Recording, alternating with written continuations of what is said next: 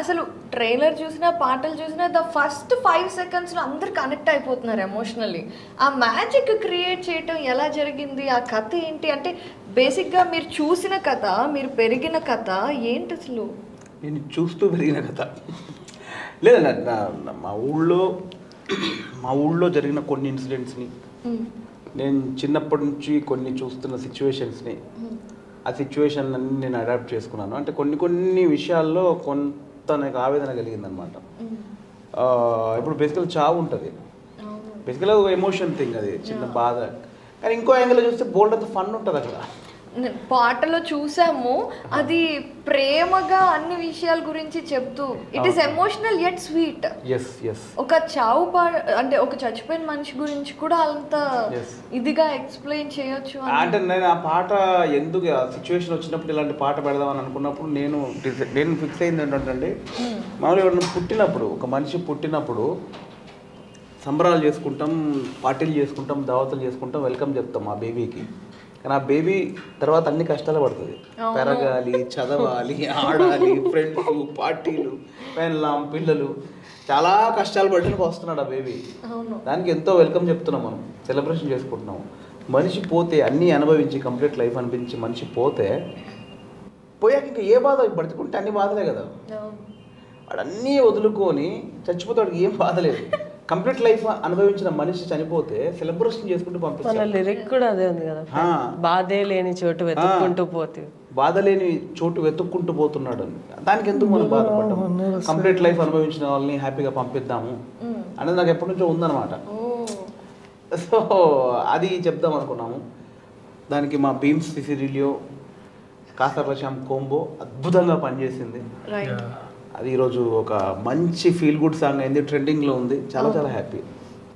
Thanks Bheems అన్న and Shyam అన్న, thank you so much, love you.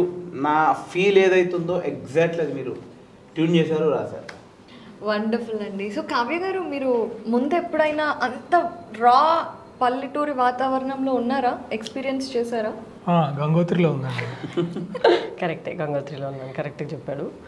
తర్వాత అక్కడి నుంచి ఇంకొక 25 ఫిల్మ్స్లో కూడా ఉన్నావు కదా. అన్ని పల్లెటూరే చేసాను. All big heroes, studio with AC ఉండేది. ఏమనుకుంటున్నావు దర్శి, అంతా Balakrishna garu, Chiranjeevi garu, what is this? But లేదు, యాక్చువల్లీ ఇంత రూటెడ్ ఊర్లోకి వెళ్ళి ఇన్ని రోజులు ఉండడం బలగంతోనే జరిగింది.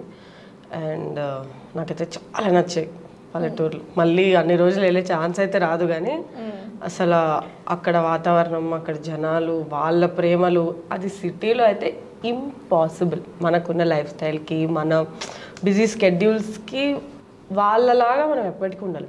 అసలు అక్కడ క్లైమేట్ కూడా అంతే లవబుల్గా?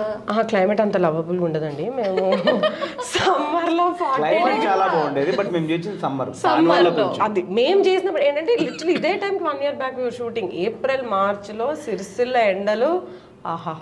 కానీ ఆ ఎండల వల్లే జనాల ప్రేమలు మాకు ఎక్కువ తెలిసాయి. బికాస్ వి షూట్ రోడ్డు మీద. ఆ సాంగ్ ఏదైతే బలరామ నరసింహ ఉందో, శవయాత్ర కాబట్టి కంటిన్యూస్ రోడ్ల మీద 40 degrees ఎండలో నడుచుకుంటూ చేసిన సాంగ్. మాకు ఎక్కడ కట్ చెప్తే అక్కడ మేము ఏ ఇల్లు కనిపిస్తే ఆ ఇంట్లోపలికి వెళ్ళిపోయేవాళ్ళం. హైదరాబాద్లో అది చేస్తే అయితే కొడతారనుకుంటే ఎవరు, ఎందుకు వచ్చామని.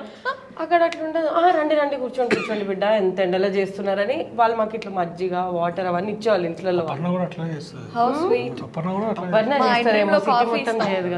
ఈ సందర్భంగా ఎస్పెషల్ ఆ సాంగ్ గురించి చెప్పాలంటే, మా మెయిన్ క్యారెక్టర్ కొమరయ్య క్యారెక్టర్ చేసిన తాతయ్య క్యారెక్టర్ సుధాకర్ రెడ్డి గారికి నేను థ్యాంక్స్ చెప్పాలి. అసలు ఆయనకి ఆల్మోస్ట్ 75 ఉంటుందేమో. 40 degrees ఎండలో ఆయన పడుకోబెట్టి మొత్తం తాళ్ళని కట్టేసి బక్కులో దూదులు పెట్టేసి అన్ని పెట్టేసి దండలు వేసి ఆయన గురించి మరమరాలు జల్లుతూ, కాయిన్స్ జల్లుతూ, పాపం ఆయన అలాగే పడుకున్నాడు. ఒక్కసారి కూడా ఇరిటేట్ అవ్వాలా? నేను ప్రతి షాట్కి లేవండి ఏదైనా మజ్జిగ ఇవ్వండి అన్ని పెట్టాము. ఆయనకి పెద్ద ఆయన కదా, గొడుగులు పెట్టాము, ఆయన ఎండకు పడకుండా మజ్జిగ అన్ని రెడీ పెట్టాము. అయినా ఆ ఎండలో మామూలుగా నిలబడ్డ వాళ్ళు ఇరిటేట్ అవుతున్నప్పుడు డైరెక్ట్ పడుతుంది, వాళ్ళు కట్టేసి మొత్తం క్లాత్ కప్పి, దాని మీద గొంగరి కప్పి, దాని మీద అది కప్పి, ఆయన ఏం పర్లేదు సార్ మీరు చేసుకోండి సార్, ఏం పర్లేదు, మాకే అవ్వట్లేదండి. ఆయన ఏజ్కి, ఆయన క్యారెక్టర్, మేము ఎన్ని తీసుకున్నా అవ్వట్లేదు. ఆయన అలా పడుకొని ఆ స్వెట్లో.